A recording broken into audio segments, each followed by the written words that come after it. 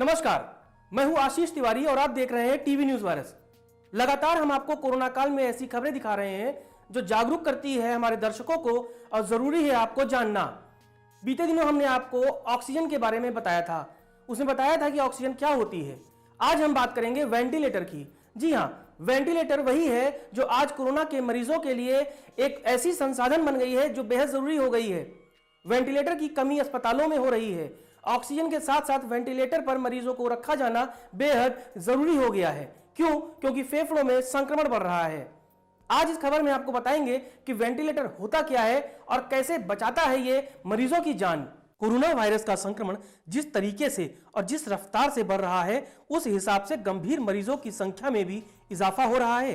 दुनिया की बात करें तो आज का दिन भारत के लिए बेहद चिंताजनक रहा है, क्योंकि आंकड़े कहते हैं कि दुनिया में सबसे ज्यादा मरीज भारत में ही मिले हैं। किसी बीमारी से पीड़ित मरीजों को बचा पाना मुश्किल हो रहा है।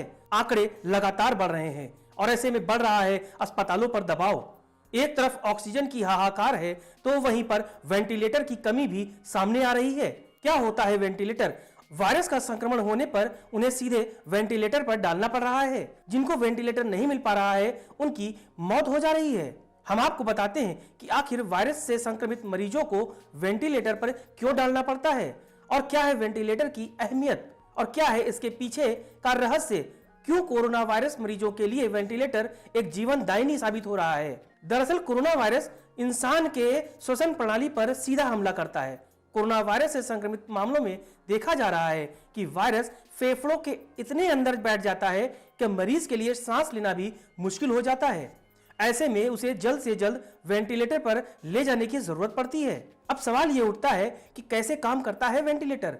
तो हम आपको बता दें कि फेफड़े जब काम करना बंद कर देते हैं तब शरीर को ऑक्सीजन नहीं मिल पाती और ना ही शरीर के अंदर मौजूद कार्बन डाइऑक्साइड बाहर निकल पाती है। ऐसे में कुछ ही देर में दिल भी काम करना बंद कर देता है और जिससे मरीज की मौत हो जाती है। वेंटिलेटर के जरिए शरीर में ऑक्सीजन पहुंचाई जाती है। यह ऑक्सीजन फेफड़ों में वहां पहुंचाई जाती है जहां बीमारी के कारण तरल पदार्थ भर चुका होता है। आधुनिक वेंटिलेटर मरीजों के हिसाब से शरीर में ऑक्सीजन कम या ज्यादा पहुंचाते हैं। PCV यानी प्रेशर कंट्रोल वेंटिलेटर सांस की नली और फेफड़ों की कोशिकाओं के बीच कुछ इस तरह से दबाव बनाते हैं कि शरीर में ज्यादा से ज्यादा ऑक्सीजन पहुंच सके। जैसे ही सही प्रेशर बनता है, शरीर से कार्बन डाइऑक्साइड निकलने लगती है।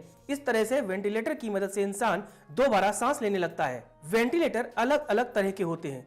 नॉन इन्वेसिव वेंटिलेशन में नाक और मुंह को ढकता हुआ एक मास्क लगाया जाता है जो सांस लेने में मदद करता है। इवेंसिव वेंटिलेटर, जिसे इंट्यूबेशन भी कहा जाता है, इसमें नाक या मुंह के जरिए एक ट्यूब को नली के जरिए विंड पाइप में डाला जाता है। अगर मरीज की हालत बहुत ज्यादा खराब हो तो उसे ट्रेकियोटमी का इस्तेमाल किया जाता है, जिससे गले में एक छोटा सा सुराख कर ऑक्सीजन वाली ट्यूब को सीधे विंड पाइप में डाला जाता है। जिस मरीज को वेंटिलेटर लगा हो वह न बोल सकता है न कुछ खा सकता है। एक अलग ट्यूब के जरिए उसके शरीर में ग्लूकोज पहुंचाई जाती है। जी हाँ, वेंटिलेटर पर जाना एक बेहद मुश्किल भरा सफर होता है किसी भी मरीज के लिए। आप भी कोशिश कीजिए कि यदि आप या आपके परिवार में किसी को कोरोना वायरस है तो ऐसी नौबत ही ना आए कि उसे वेंटिलेटर की जरूरत पड़े, क्योंकि यह जो दौर होता है वेंटिलेशन में वह बेहद ही चुनौती भरा होता है, डराने वाला होता है। तो ये देखा आपने वेंटिलेटर की अहमियत और कैसे करता है ये काम।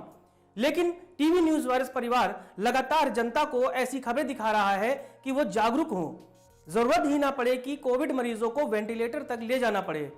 क्योंकि जिस तरह से हम डॉक्टरों से बात कर रहे हैं, सरकार की गाइडलाइंस को देख रहे हैं, उससे यह पता चलता है कि अब कहीं ना कहीं हवा में भी कोरोना है। ये दुश्मन अनजाना है, अनदेखा है, लेकिन सच ये है कि वो हमारे करीब ही है, इर्द गिर्द ही है। तो ऐसी नौबत ना आए कि आपको अस्पताल जाना पड़े, वेंटिलेटर तक पहुंचना पड़े।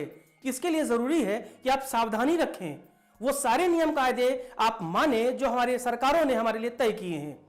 टीवी न्यूज वायरस की तरफ से हम आपके बेहद शुक्रगुजार हैं कि आप लगातार जागरूक तो हो रहे हैं, लेकिन कुछ ऐसे लोग भी हैं जो लापरवाही के साथ आज भी समाज को खतरे में डाल रहे हैं। हम आपसे गुजारिश करेंगे कि सतर्क रहिए, सजग रहिए और समाज को स्वस्थ रखने में अपनी भूमिका निभाइए। टीवी न्यूज वायरस की ऐसी ही खबरों को देखने के लिए लाइक कीजिए, सब्सक्राइब कीजिए और हमें दीजिए इजाजत इस भरोसे के साथ कि अगले एपिसोड में हम एक ऐसी ही दिलचस्प और जानकारियों से भरी खबर लेके आपके सामने हाजिर होंगे। तब तक के लिए आशीष तिवारी को दीजिए इजाजत। नमस्कार।